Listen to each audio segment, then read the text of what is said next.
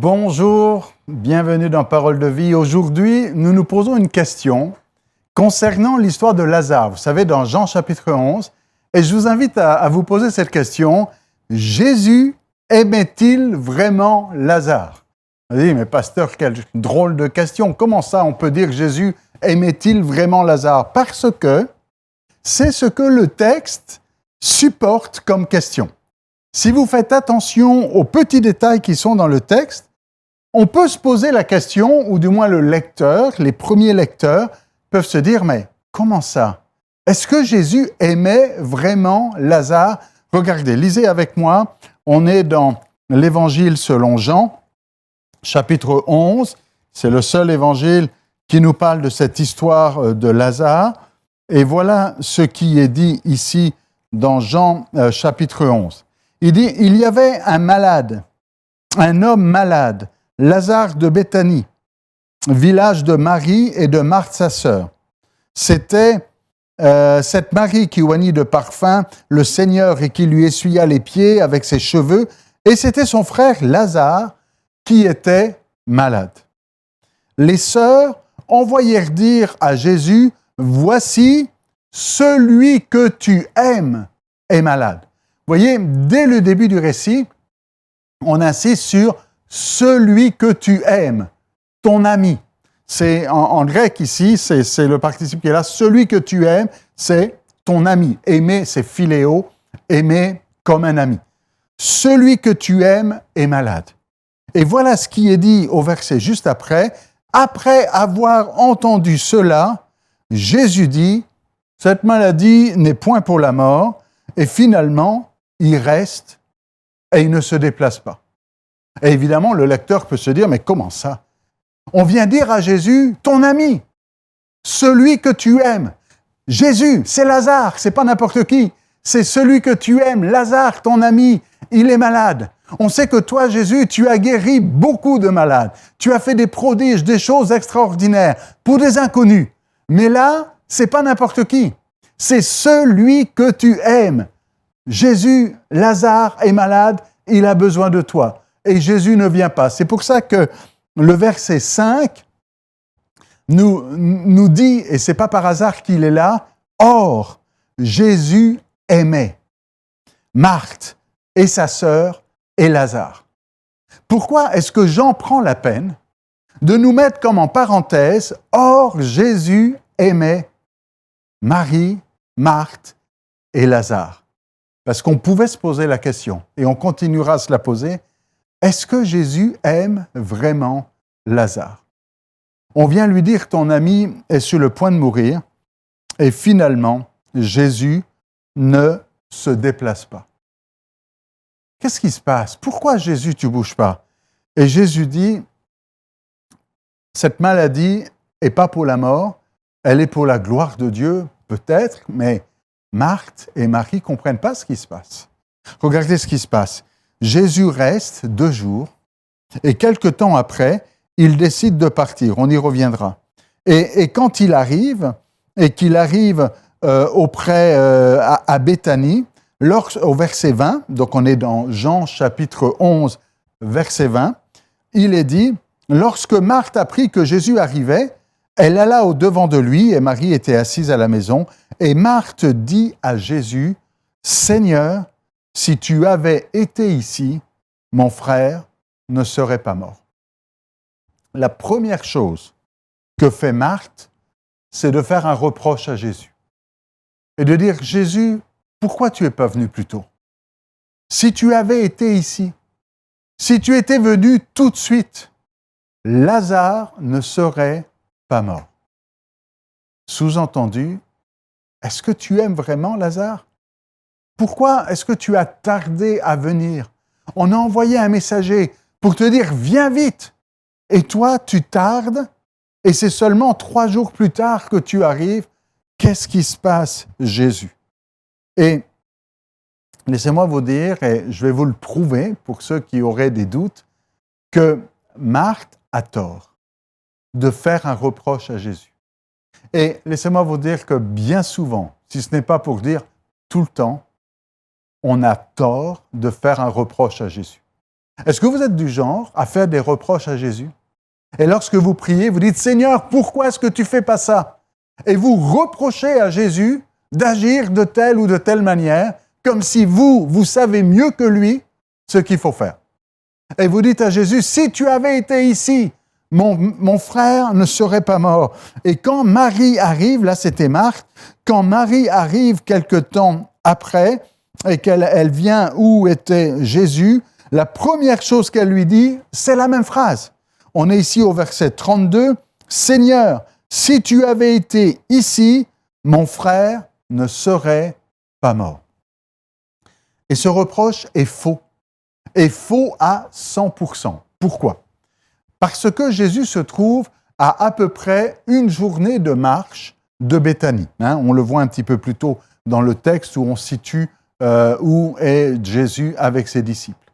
Alors, le jour 1, Marthe et Marie envoient un messager pour aller voir Jésus et lui dit « Viens vite, Lazare, ton ami, est sur le point de mourir. » C'est le jour 1. Jésus, quand il reçoit ça à la fin du jour 1, parce qu'il faut laisser le temps au messager d'arriver vers Jésus, il y a une journée de voyage, quand il reçoit ça, on va dire en fin de journée du jour 1 ou dans l'après-midi, Jésus ne se déplace pas. Et il reste là 2 jours. Donc jour 1, jour 2, jour 3. Et finalement, il décide de se déplacer le jour 4. Et il arrive à Béthanie le jour 4, dans l'après-midi ou en fin d'après-midi. Et quand il arrive à Béthanie, on lui dit « Lazare est dans le tombeau depuis combien? 4 jours. » Donc mathématiquement, et je vous laisserai faire un dessin si vous voulez être sûr de bien comprendre, mais mathématiquement, quand les messagers sont partis pour dire à Jésus « Viens vite, Lazare, ton ami, est malade », pendant qu'ils étaient en train de marcher, Lazare est mort. Et quand ils sont arrivés vers Jésus et qu'ils sont venus lui dire « Viens vite, Jésus, Lazare, ton ami, est malade », Lazare est déjà mort. Ils ne le savent pas, mais Jésus le sait. Et Jésus sait qu'il est déjà mort et que venir tout de suite ou 3 jours plus tard, ça ne changera rien, il est déjà mort. Mais quand Marie et quand Marthe font le reproche à Jésus et lui disent « Jésus, si tu avais été ici, si tu étais venu tout de suite, il serait arrivé le jour 2, et il lui aurait dit « ça fait 2 jours que Lazare est mort ». Donc, ce n'est pas parce que Jésus a traîné que Lazare est mort. Lazare n'est pas mort parce que Jésus a tardé. Et vous voyez, des fois, on fait des reproches au Seigneur en disant « Seigneur, pourquoi tu tardes? À cause de ça, voilà ce qui arrive. » Et on fait des reproches faux au Seigneur. Et on dit au Seigneur « c'est ta faute. Si tu étais venu plus tôt, il ne serait pas mort. » Mais laissez-moi le répéter à nouveau. Quand le messager arrive vers Jésus pour lui dire « Viens vite, Lazare, ton ami, est malade », il est déjà mort. Et Jésus le sait. La preuve, quand Jésus décide d'aller à Béthanie, il dit « Allons à Béthanie » parce que Lazare est endormi et il faut le réveiller. Et Thomas, qui des fois a du mal à comprendre, il dit « Ah, ben, s'il est endormi, ça ne va pas être compliqué de le réveiller. » Et Jésus dit « Non, non, il est mort. Et il faut le ressusciter. » Jésus sait que Lazare est mort. Alors vous allez dire « Mais pourquoi est-ce qu'il a attendu? Pourquoi est-ce qu'il est resté plus longtemps? Pourquoi est-ce qu'il est resté 2 jours de plus? Afin que la gloire de Dieu soit manifestée. » Comprenez-moi, ressusciter un mort de 4 jours rend davantage gloire à Dieu que de ressusciter un mort qui vient de mourir, même si ça fait 2 jours. Il y avait, et on pourrait rajouter ça, mais même si on n'avait pas cette information, on le comprend aisément, mais néanmoins, il y avait cette tradition, cette coutume, cette croyance, en tout cas dans le judaïsme, en ce temps-là, que l'âme, c'est ce qu'il croyait, que l'âme restait autour du corps pendant 3 jours. Donc, dans leur croyance et dans leur environnement et dans leur culture, ressusciter un mort d'un jour ou de 2 jours, ils arrivent à le comprendre. Ah, c'est miraculeux, évidemment. Un grand prophète apparu parmi nous. Mais quand il ressuscite la fille de Jaïrus ou quand il ressuscite le fils de la veuve de Naïm, c'est glorieux, c'est grandiose. Mais ressusciter un mort depuis 4 jours qui sent déjà, alors là, c'est impossible. C'est d'autant plus glorieux et ça atteste davantage cette affirmation, Jésus est la résurrection et la vie. Et quand ils arrivent, eh bien, devant le tombeau, Jésus pleura, c'est écrit au verset 35, et je vais revenir sur d'autres détails tout à l'heure, et le verset 36, sur quoi les Juifs dirent « Voyez comme il l'aimait ». Voyez, on retrouve encore ce thème et cette pensée, et c'est à la fin du récit. On peut se poser la question au début du récit, mais est-ce que Jésus aimait vraiment Lazare? Et à la fin, c'est même verbalisé par la foule qui est là autour du tombeau. Voyez comme il l'aimait.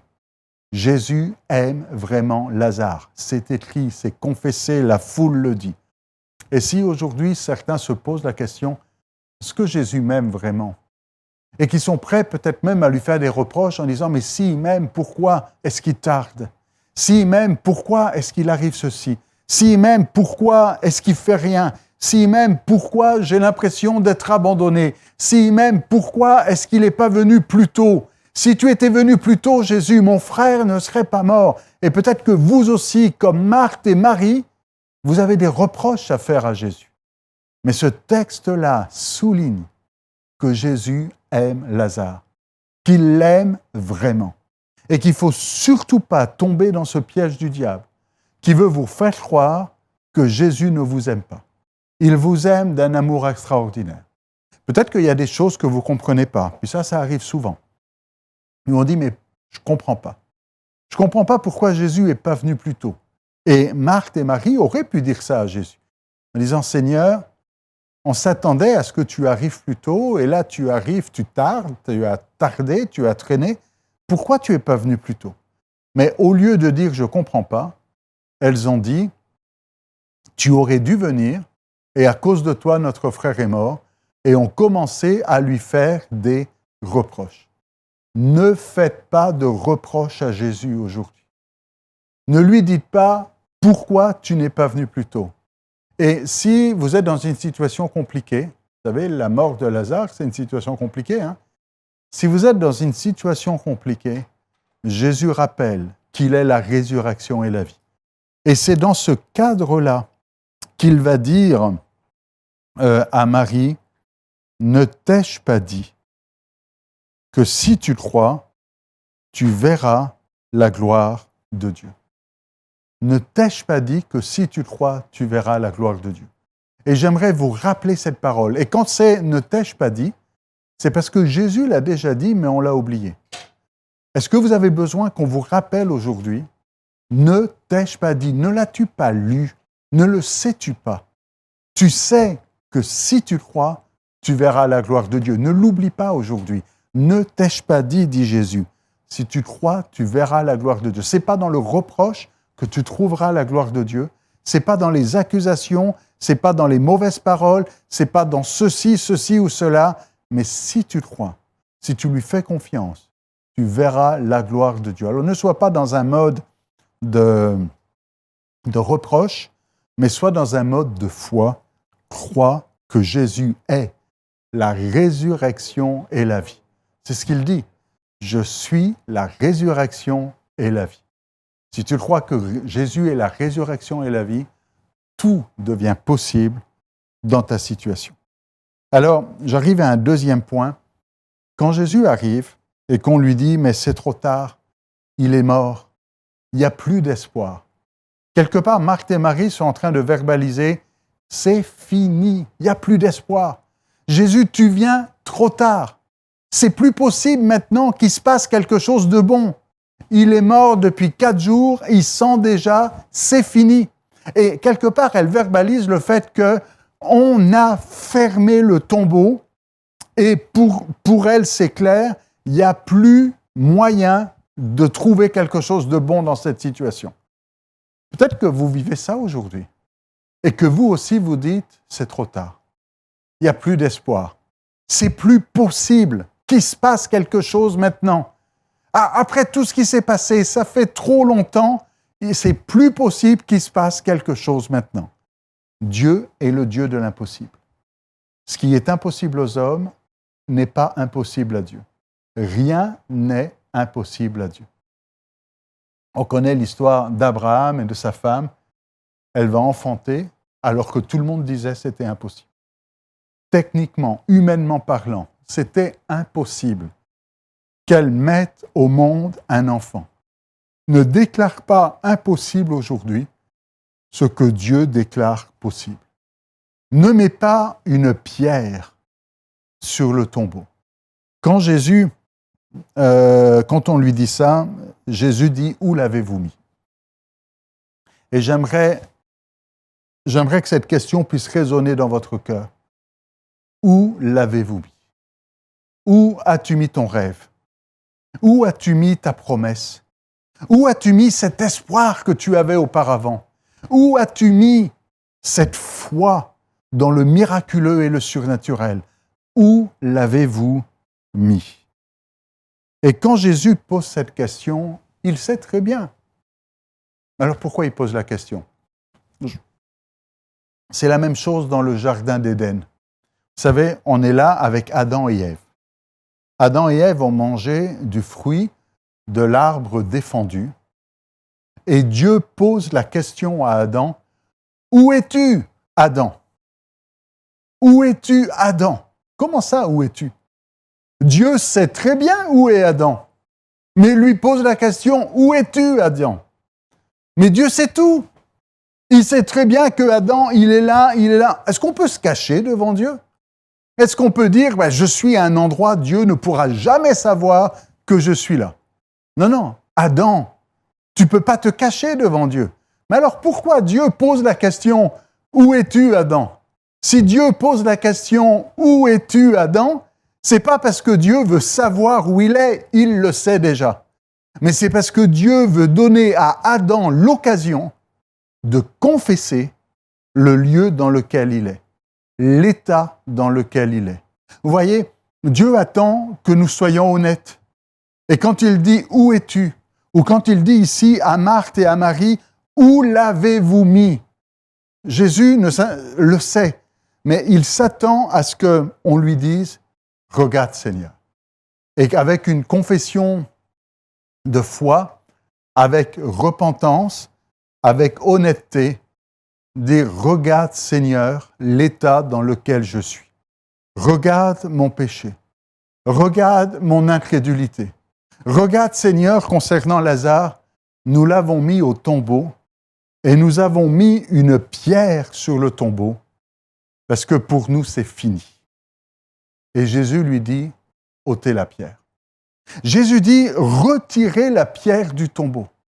La pierre qui était là comme le sceau qui scellait cette déclaration, c'est fini. Il n'y a plus rien à faire. L'histoire est terminée. C'en est fini avec Lazare. C'est plus possible qu'il arrive quoi que ce soit avec Lazare. Il est mort depuis 4 jours et son corps sent déjà. Et Jésus dit, vous avez mis une pierre. Vous avez déclaré que c'était fini. Vous avez déclaré qu'il n'y avait plus d'espoir. Mais Jésus dit, ôtez la pierre. Et dans votre situation aujourd'hui, peut-être que tu as déjà mis une pierre. Tu as mis une pierre sur tes rêves. Tu as mis une pierre sur ce que le Seigneur t'avait dit. Tu avais mis une pierre sur la promesse de Dieu. Et tu t'es dit, mais il avait dit qu'il était mon ami. Il avait dit qu'il aimait. Il avait dit qu'il approuvait. Il avait dit et puis voilà, maintenant c'est trop tard. Je mets une pierre, il n'y a plus d'espoir. Ça n'arrivera jamais. Mais Jésus te dit aujourd'hui, comme il a dit ce jour-là à Marthe et à Marie, ôte la pierre. Ne laisse pas la pierre sur ce tombeau. Ne laisse pas la pierre qui dit c'est fini, parce que Jésus te dit aujourd'hui, c'est pas fini. C'est pas fini. Il y a quelque chose encore qui arrive. Ne t'ai-je pas dit que si tu crois, tu verras la gloire de Dieu. Ton histoire n'est pas finie, ne déclare pas, il n'y a plus d'espoir, il est mort et il ne pourra plus rien se passer. Jésus te dit, ôte la pierre de l'incrédulité dans ta vie. Ôte la pierre qui scelle et met un point final en disant l'histoire est finie. Jésus te dit, l'histoire n'est pas finie, mon ami. L'histoire n'est pas finie, mon frère. L'histoire n'est pas finie, ma sœur. Ôte la pierre. Et certains vont dire, mais ôter la pierre, mais Jésus, là, sois réaliste un peu. Il sent déjà. Jésus, tu dis d'ôter la pierre, mais c'est pas possible. Et Jésus dit, je suis la résurrection et la vie. Et dans ta vie, il y a peut-être besoin d'une résurrection aujourd'hui. Il y a peut-être besoin qu'un rêve ressuscite. Il y a peut-être besoin qu'une promesse ressuscite. Il y a peut-être besoin qu'une parole de Dieu ressuscite. Toi, tu as déclaré c'est mort, ça n'arrivera plus jamais. Et je ne connais pas votre situation. Je ne connais pas la situation de tous ceux qui nous écoutent aujourd'hui. Mais je sais, parce que l'Esprit de Dieu me le met sur mon cœur. Je sais que Dieu est en train de parler à plusieurs personnes aujourd'hui. Et vous savez mettre des mots sur cette situation. Vous savez de quoi le Seigneur est en train de vous parler. Et vous savez ce que vous avez mis dans ce tombeau. Vous savez ce que vous avez déclaré comme étant fini. Point final, ça n'arrivera plus jamais. J'ai mis la pierre dessus, Jésus est arrivé trop tard, il ne peut plus rien faire maintenant. Mais Jésus te dit, ôte la pierre.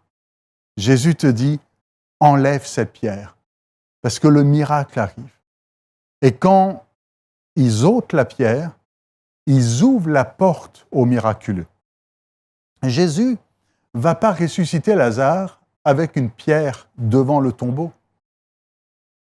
Quoi ça servirait que Lazare soit ressuscité et qu'il soit toujours enfermé dans son tombeau? Mais pour que le miracle ait lieu dans ta vie, pour que la résurrection prenne place dans ta vie, il faut que tu ouvres la porte. Il faut que tu laisses une porte au miracle. Il faut que tu enlèves la pierre et que tu laisses une porte à ce miraculeux et que tu laisses Jésus pouvoir faire le miracle parce que tu as ouvert la porte. Alors, comprenez, n'enferme pas la possibilité du miracle ce matin. N'enferme pas la possibilité du miracle ce soir. N'enferme pas cette possibilité du miracle alors que tu m'entends maintenant. Ne laisse pas dans le tombeau et ne déclare pas c'est fini alors que Jésus te dit aujourd'hui ôte la pierre. Et c'est seulement une fois que tu ôtes la pierre, que tu commences à rêver à nouveau, que tu commences à croire à nouveau, que tu commences à croire que ça vaut la peine d'ouvrir la pierre parce que Jésus est là et qu'il peut se passer quelque chose. Alors ils ont ouvert la pierre. Ils ont déplacé cette pierre, ils ont ouvert le tombeau et ils ont laissé l'opportunité à Jésus de pouvoir maintenant intervenir. Et Jésus, simplement, il s'adresse au Père en disant « Seigneur, je sais que toi tu m'exauces ». Jésus n'a pas de doute, il sait. Mais il dit « Je prie pour ceux qui m'entourent, qui ont du mal à croire, afin qu'ils puissent voir la grandeur, la puissance de ton nom. » Et il va dire simplement à Lazare, il lui donne un ordre. De la même manière qu'il a donné l'ordre à Marthe et Marie, ôtez la pierre, il dit maintenant à Lazare, sors. Et Lazare va sortir du tombeau. Alors, pour que Jésus puisse dire à Lazare, sors, il faut que déjà toi, tu ôtes la pierre. Et une fois que tu as ôté la pierre, Jésus peut amener le miracle, la résurrection. Il est la résurrection et la vie. Et ressusciter ce rêve que le Seigneur avait déposé dans ton cœur et que toi, tu avais déclaré comme fini.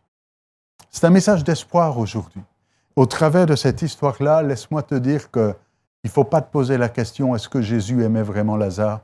Ou alors, en ce qui te concerne, est-ce que Jésus m'aime vraiment? Pourquoi est-ce que j'ai dû mettre une pierre et puis enfermer tel ou tel rêve, telle ou telle promesse dans le sépulcre et déclarer que c'était mort? aujourd'hui, ce n'est pas fini. Jésus est toujours la résurrection et la vie. Ôte la pierre et laisse-le faire un miracle dans ta vie. On prie ensemble. Seigneur, nous sommes dans ta présence aujourd'hui et je sais que ton esprit est en train de parler, est en train de toucher le cœur de mon frère, de ma sœur qui m'écoute et qui avait mis une pierre sur une parole que tu lui avais donnée, sur une promesse, sur une requête, alors qu'ils ont besoin d'un miracle. Ils ont dit, c'est fini, c'est trop tard, ça n'arrivera plus. Seigneur, viens aujourd'hui leur rappeler. Ne t'ai-je pas dit que si tu crois, tu verras la gloire de Dieu. Seigneur, viens par ton esprit et par ta parole susciter la foi comme tout à nouveau et les amener à croire que tout est possible aujourd'hui encore et les amener à ouvrir la porte au miraculeux, à ôter la pierre, à laisser le tombeau ouvert afin que tu puisses par ta parole ramener à la vie ce qui a été déclaré mort et que la gloire de Dieu soit manifestée dans la situation de plusieurs aujourd'hui encore. Merci notre Dieu. Amen. Je vous invite à méditer sur ces choses, continuer à prier, intercéder. Le Seigneur vous a parlé aujourd'hui.